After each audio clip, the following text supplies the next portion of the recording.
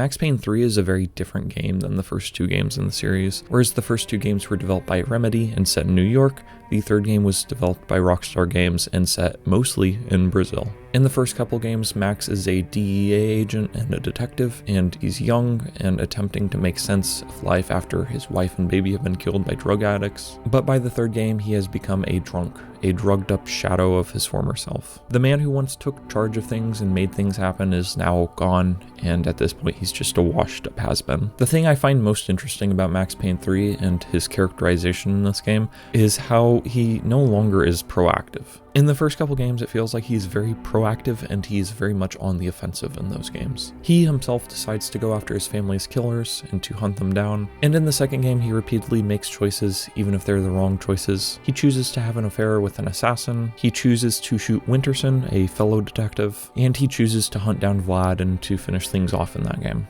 But by the time of the third game, he's just a washed up drunk sitting in a bar rotting in New Jersey.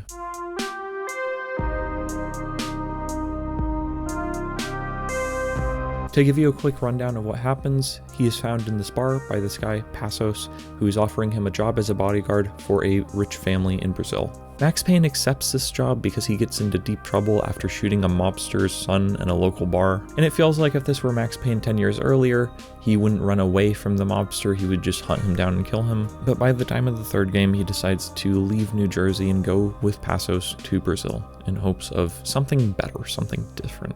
And I think that basically from this point on, it just feels like Max is being pushed around by different people, as opposed to going out and choosing what to do himself. I think Max Payne 3 is a strange game because Max really doesn't have any personal reason for doing any of the things that he does. Or at the very least, it's not a strong driving reason, as it was in the first couple games. Like I said, in the first game, he wants to hunt down his family's killers, and you can't really get much more personal than that. In the second game, he's caught up in this giant tangled web that involves him and his lover Mona and his friend Vlad and his co-worker, fellow detective Winterson. And then the third game is much less personal. After Max leaves New Jersey and is hired by the Bronco family, he has to do a job in Panama. There are 3 brothers in the Bronco family, and you find out later on that the reason why they were down in Panama was because the younger 2 brothers were trying to launder money. And in essence, the entire reason Max Payne was hired by this family was because he was supposed to be the fall guy if that operation went south, but it doesn't, and so he just keeps on being the bodyguard for the family. So then time passes and the oldest brother's trophy wife gets kidnapped. Max Payne, being the bodyguard, feels really bad about letting her get kidnapped, and so then you spend like half the game trying to get her back.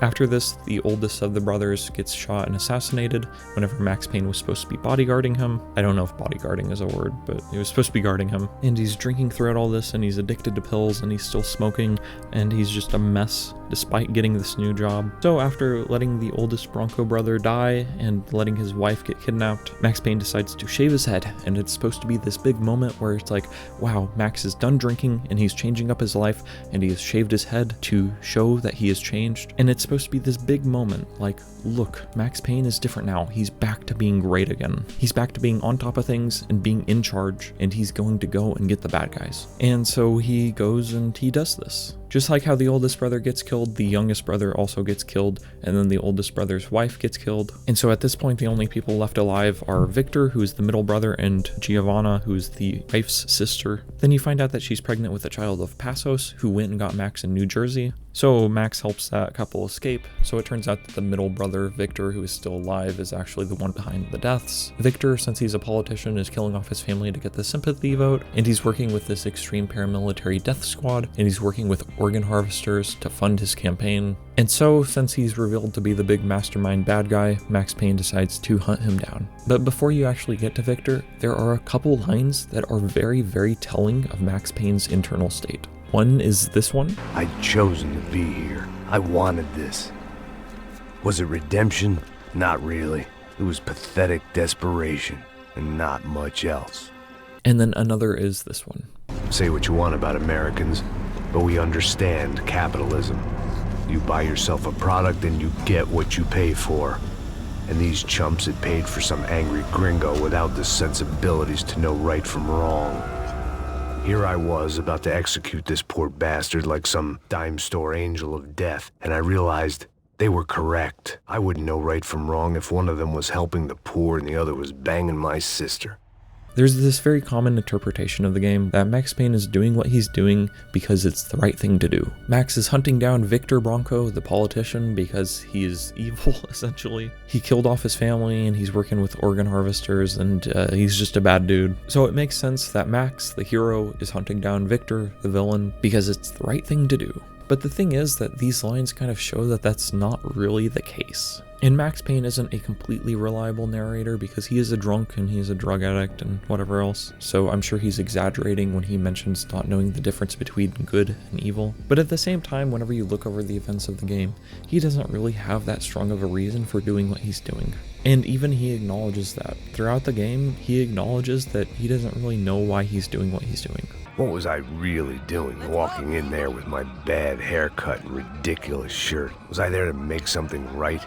Or was I just using a messed up situation to indulge myself, grasping at some desperate delusion of control? Maybe the two went hand in hand more than I care to admit. And so with these lines, it really feels to me like Max is essentially killing, and it has killed a lot of people, because that's what he knows, because that's what he can do. Max is very, very good at killing. I saw a Reddit post that said that between the 3 games, Max kills at least 2,000 people. And this is a video game, you know, so it's like those numbers are going to be absurdly high no matter what.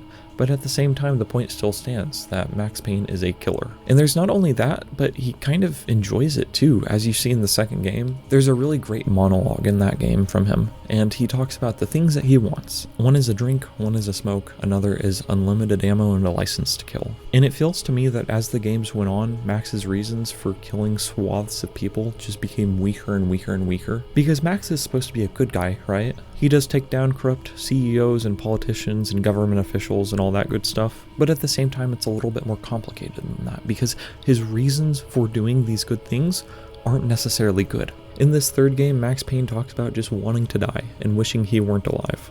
I was still alive, and still not all that happy about it. Why did the easy way out never come? The mission was screaming suicide, but I didn't give a damn. At least I'd die being a pain in the ass. And when he says that the reason he's going after Victor is because of pathetic desperation and nothing else, I interpret that as meaning that he just has nothing else to do with his life. He doesn't know what else to do. When left to his own devices, he sat and rotted in a bar in New Jersey for 9 years. And really, who can blame him? He lost his family, he lost his lover in the form of Mona, he made bad choices, he lost his job as a detective. But the thing is that no one does nothing forever. There were a few quotes I shared at the beginning. He who does not obey himself will be commanded. I must create a system of my own or be enslaved by another man's. And the devil makes work of idle hands. All of these quotes are really saying the same thing, which is that if you don't choose your path in life, someone else will choose it for you. If you aren't proactive in deciding what you want to do and what you want to become, then inevitably you will fall into someone else's plans. You will become a pawn on their chessboard as opposed to being a king on your own. So in the end, Max captures the bad guy. He captures Victor. Instead of killing Victor, Max breaks Victor's leg and lets him go to prison, where he then hangs himself. In the final cutscene of the game, Max is last seen on a beach in a bar, walking off into the sunset. In essence, it seems like he is fleeing and leaving all of this behind. I think it's supposed to be a happy ending. I think it's supposed to show that he has let go of all the problems that led him to this point in his life. But the thing is that without a clear goal in life, I think that it's kind of inevitable that a person like Max Payne would just fall into being what they had become. There's a quote in Max Payne too about the genius of the whole. The genius of the whole. No matter how long you spend climbing out, you can still fall back down in an instant. Whenever I think about what Max Payne would have done after this moment, I just remember this quote. At this point in time, Max Payne is free. He's no longer a part of anyone else's plans, and he is completely on his own. He is free to choose. He is free to create his own system. He is free to command himself. He is free to be the man that he wants to be. But I think that the thing is, by the end of the game, he's not doing things because they're the good thing to do. He's not doing things because they're right. He's doing things because he's desperate. He may be doing good things, but they're for bad reasons. And I think it is possible to benefit from doing the right thing for the wrong reasons, but at the same time, sooner or later, you kind of have to be doing the right things for the right reasons in order to see your life progress and move upwards. This game is interesting to me because it's rare to see a story wherein the protagonist doesn't have a strong reason for doing any of the things that he's doing. Really, it feels like Max Payne is drawn into this entire thing just because he's hired as a bodyguard for a rich family. And then he feels a sense of guilt and remorse that he let people get kidnapped while he was on the job. And so he goes and tries to save them, and then he gets tangled up in this web of wanting to stop Victor because Victor is a scumbag who killed off his family. But at the same time, none of this actually involves Max Payne. There is no personal reason for him to do what he's doing. Due to this, it feels more like he is helping someone out as opposed to on a quest of his own. And I think you could argue that that in and of itself is character growth. The ability to help someone out as opposed to being focused on yourself is character growth. But at the same time, I just keep on going back to the quote where he says that he's doing things out of pathetic desperation, because I think that we all, sooner or later, have to take responsibility for our actions. Ultimately, our actions are our own. Our actions are influenced by outside factors, but at the same time, we make choices, and we have to live with the consequences of them. And so I think it's really dangerous to live your life like Max Payne. And I don't mean getting shot at and rolling around on the floor and taking a bunch of pills and being a drunk. I mean, that is dangerous. Don't do it.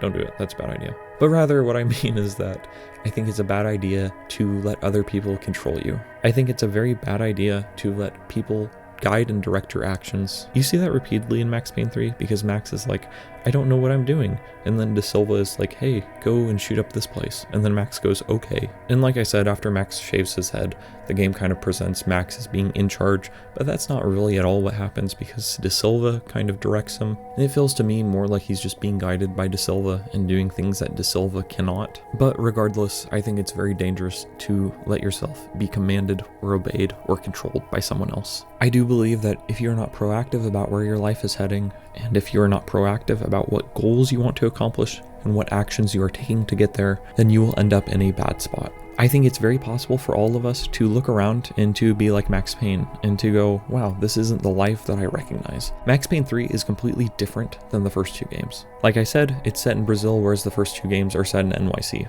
The first two games are steeped in classic noir tropes, and then the third game is kind of something different. It feels more like an action movie as opposed to a classic detective story. And I think all this kind of comes together to create this feeling that Max Payne didn't guide himself, he didn't command himself, he didn't create a system for himself, and so because of that, he fell into someone else's system. He didn't obey himself, so he was commanded by another. He left his hands idle, and so the devil made work of them. So that's essentially the essay portion, and then I just wanted to share some stray thoughts about the story. I don't think the story in this game is as good as the first two, not at all. I think that the first couple games are just so much more gripping just because Max Payne has that personal motivation to do things. As I was saying, it really does feel like Max Payne was just kind of thrown into the story, and it doesn't even feel like he necessarily belongs. It feels like you could have replaced Max Payne with just about anyone else and the story would still work. I think there are a bunch of plot contrivances that just make the story feel really weak. For instance, Max Payne just goes places and then De Silva happens to be there. It feels like Passos shows up unexpectedly at least once or twice when he doesn't really belong there. And I came across a bunch of threads online where it was just people being like, hey, how is Max Payne the fall guy again? I don't know if I would go so far as to call it a plot hole, but it just feels like it's not a good reason for Max Payne to have been brought in from New Jersey to Panama. The entire fall guy angle is just something that doesn't make much sense to me. Like, I get it, but at the same time, I don't think it's explained well enough, and I don't think that there's a strong enough reason for him to be the fall guy. I don't understand how they could push the entire Panama thing onto him. And so that just feels like a major issue with the plot. Some people don't like the angle that the game took of turning Max Payne into a drunk and a drug addict. I don't have a problem with that just because in Max Payne 2, his life's already kind of a mess. His apartment's a piece of crap, and everything just seems kind of sucky already. I think the gameplay in Max Payne 3 is the best it's ever been. I freaking love it. I have like 60 hours in the game, and you know, half of that's on skippable cutscenes or whatever, but the gameplay just feels so good and it feels so satisfying to play. I love the band Health, and they did the soundtrack for this, so of course it's a banger. It feels like in this one they stopped exaggerating things so much as they did in the first couple games. It feels like they tried to make Max Payne into a more complicated, balanced, and dare I say realistic character. Whether or not that was successful is up for you to decide, but it feels like that's the angle that they were trying to approach it from. I have a lot of issues with this game, but it's just so much fun to play, and so I have more time in this game than any of the other Max Paynes. I don't know if I'll be using the right words to explain this, but I feel like the actual writing, like the actual scripting and dialogue is phenomenal, but then the actual plot itself is very weak. Like, I feel like the story itself is deeply flawed and I have a lot of problems with it, but the way it's told and presented is fantastic, just absolutely phenomenal. But yeah, so I have some problems with Max Payne 3. I really like it. I really would have loved to see a 4th game. I know they're remaking the first 2, so I think those will be awesome. But anyways, thank you for watching this video essay. Have a nice night. Bye.